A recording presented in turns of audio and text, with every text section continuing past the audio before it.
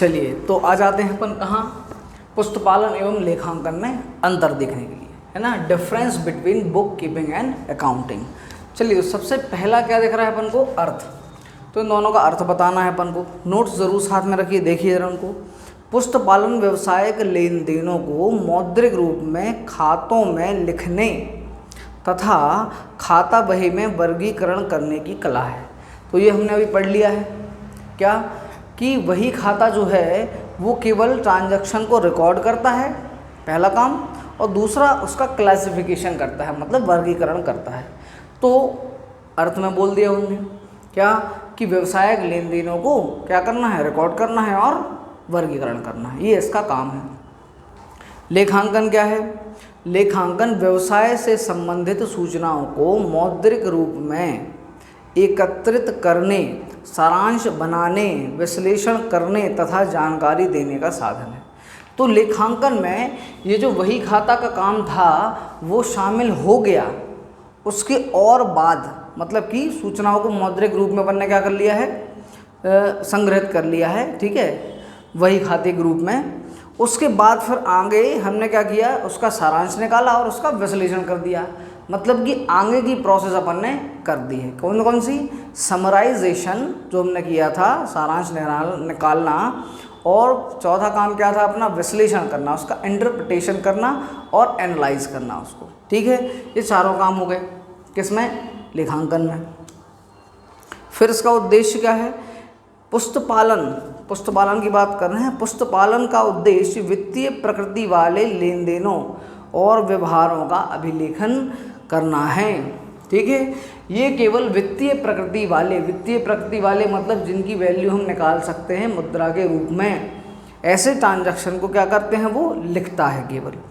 ये जो लेखांकन है इसका उद्देश्य क्या होता है, रिजल्ट निकालना, रिजल्ट, ठीक है, मतलब कि प्रॉफिट एंड लॉस निकालना, या फिर बोल सकते हैं अंतिम खाते बनाना, अंतिम खाते बनाना, ये इसका काम है।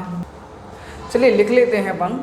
पुस्तपालन के अर्थ में क्या पढ़ा अपन ने, कि पुस्तपालन क्या करता है, एक तो रिकॉर्डिंग करता है ट्रांजैक्शंस की, रिकॉर्डिंग ऑफ ट्रांजैक्शंस, और दूसरा काम ये क्या करता है, क्लासिफिकेशन, ठीक है, क्लासिफिकेशन करता है, मतलब कि ट्रांजैक्शन को लिखता भी है और उसको अलग अलग वर्गीकरण भी करता है। लेखांकन क्या करता है, एक तो समराइजिंग करता है, ठीक है, मतलब कि उसकी सारांश बना के दिखाता है, और दूसरा काम करता है एनालाइजिंग एंड इंटरप्रिटेशन, ये दो काम कर लिए। इसके उद्देश्य में क्या पढ़ा हमने, इसका उद्देश्य क्या होता है, रिकॉर्डिंग ऑफ ट्रांजैक्शंस, ये केवल ट्रांजैक्शंस को रिकॉर्ड करता है, और ये अंतिम खाते बना के, लेखांकन जो है अंतिम खाते बना के प्रॉफिट एंड लॉस निकालता है, मतलब रिजल्ट क्या निकला एक साल का वो ये निकाल के बताता है। नेक्स्ट पढ़ते हैं अपन क्षेत्र। तो वही खाते का क्षेत्र का है, इसका क्षेत्र सीमित होता है, इसमें जर्नल, सहायक वही, खाता वही और अन्य वहियाँ शामिल होती हैं।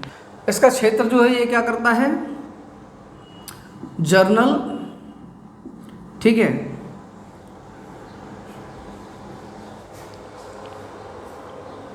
इसका क्षेत्र जो है वो कहाँ तक सीमित है, केवल जर्नल बनाता है, रोकड़ वही बना लेता है और अन्य सहायक वहियाँ बनाता है, ठीक है, इसका ये काम, इसका ये क्षेत्र है। मतलब लेखांकन क्या करता है, अंतिम खाते तैयार करता है, ठीक है, अंतिम खाते के पहले ये क्या करता है, तलपट तैयार करेगा, फिर व्यापार खाता, लाभ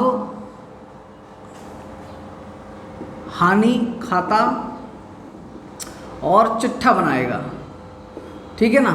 मतलब कि ये जो है ये तीनों, व्यापार खाता, लाभ हानि खाता और चिट्ठा, ये क्या है, अंतिम खाते हैं। ये क्या है, अंतिम खाते। ये इसका क्षेत्र यहाँ तक सीमित है, इतना काम ही कर लेता है। इसके बाद चरण, यह प्रारंभिक चरण या प्रथम अवस्था कहलाती है, ठीक है। मतलब कि पुस्तपालन जो है ये कौन सा है, प्रारंभिक चरण है। मतलब पहले ये काम होगा, पुस्तपालन होगा, उसके बाद फिर लेखांकन की प्रोसेस आगे बढ़ेगी। तो इसको हम बोलते हैं द्वितीय चरण, ये द्वितीय चरण है। फिर शाखाएं, तो पुस्तपालन की जो है इसकी कोई शाखा नहीं होती है, मतलब कि इसका कोई टाइप नहीं है और, ठीक है, और कोई भी शाखाएं नहीं हैं, तो इसमें कोई शाखाएं नहीं हैं। लेकिन लेखांकन की शाखाएं हैं, ठीक है। लेखांकन की प्रबंध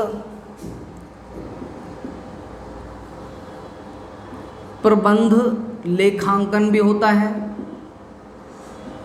वित्तीय लेखांकन भी होता है, लागत लेखांकन भी होता है, और ईटीसी, मतलब कि आगे भी और होते हैं, अपन आगे बढ़ने वाले हैं इसी चैप्टर में, ठीक है।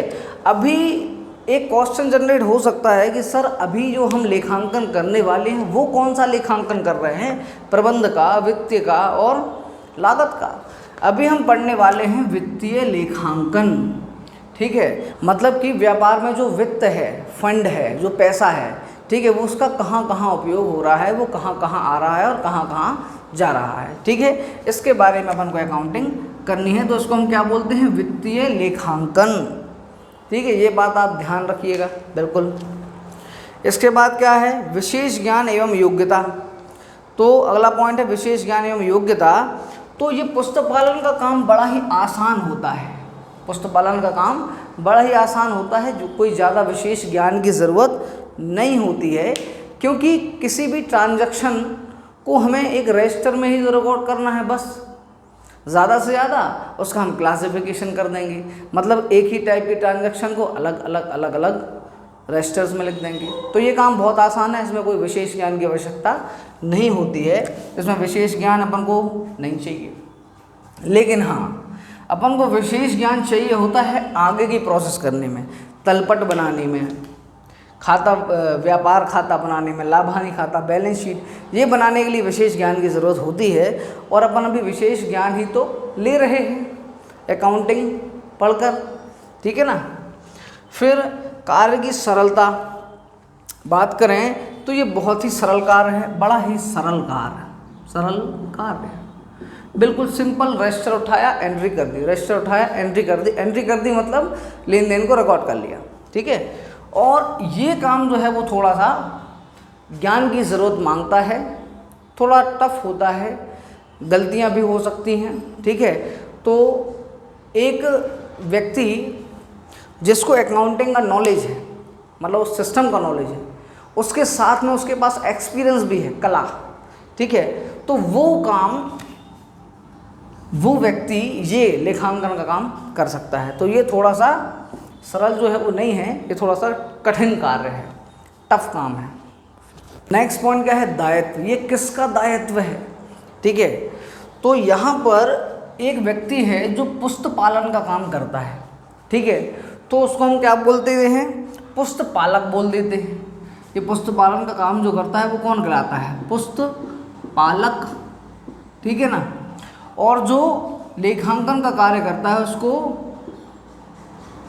लेखाकार बोल देते हैं, है ना। अब क्या हुआ कि पुस्तपालक जो है वो कम ज्ञान वाला व्यक्ति होता है, उसको ज़्यादा नॉलेज नहीं होता है, क्योंकि पुस्तपालन के लिए ज़्यादा नॉलेज की ज़रूरत पड़ती ही नहीं, ठीक है। उसको तो जो सामने देखेगा कि ये ट्रांजैक्शन हो रहे हैं, उन ट्रांजैक्शन को वो कॉपी उठाएगा, अपनी अलग अलग जो भी कॉपियाँ बना रखी हैं, रजिस्टर बना रखे हैं, उनमें रिकॉर्ड कर देगा बस। तो पुस्तपालक जो है वो अपना काम करता है पुस्तपालन का, ट्रांजैक्शन को रिकॉर्ड करने का। अब अगर आगे कोई समस्या आती है balance sheet, profit and loss बनाने में, चिट्ठा बनाने में, तो इस बेचारे व्यक्ति की गलती नहीं होती है, ठीक है। तो इसका दायित्व यहाँ पर सीमित होता है, या फिर लेखाकर्म के लिए उत्तरदायी नहीं होता है। लेकिन लेखांकन कौन करता है, लेखाकार जो लेखांकन करता है उसे कहते हैं। लेकिन लेखांकन के अंडर में ही कौन होता है, पुस्तपालक होता है। मतलब कि इस लेखाकार के अंडर में ये पुस्तपालक काम करेगा, और इसी व्यक्ति के हिसाब से, इसी व्यक्ति के कहने अनुसार इसी व्यक्ति के अंडर में ये पुस्तपालक इस पुस्तपालन का काम करेगा। अब अगर पुस्तपालन में कोई समस्या आती है तो इस व्यक्ति का दायित्व होगा, लेखाकार का दायित्व होगा वो। क्यों? क्योंकि भैया आप ही के अंडर में तो काम कर रहा था, आपको देखना चाहिए था सही कर रहा है कि नहीं कर रहा है, ठीक है ना।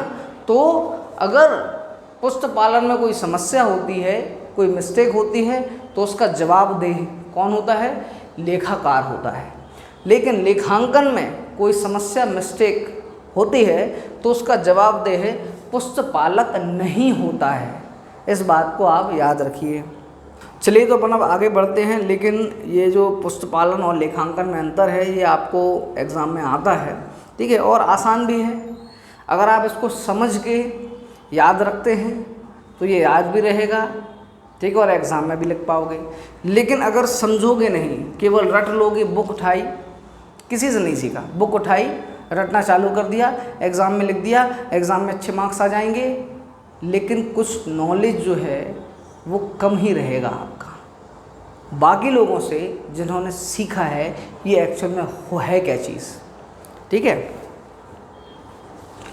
आगे बढ़ते हैं अपन। हाँ, अब लेखांकन चक्र की बात कर रहे हैं, अकाउंटिंग साइकिल। अब यहाँ पे आपको पता चलेगा जो हमने पढ़ा है ना, जर्नल और तलपट, व्यापार खाता, सहायक वहियाँ, ये सब क्या है, कब बनती हैं, पहले क्या होता है, बाद में क्या होता है, ठीक है, ये आपको लेखांकन चक्र से पता चलेगा। देखते हैं अपन लेखांकन चक्र।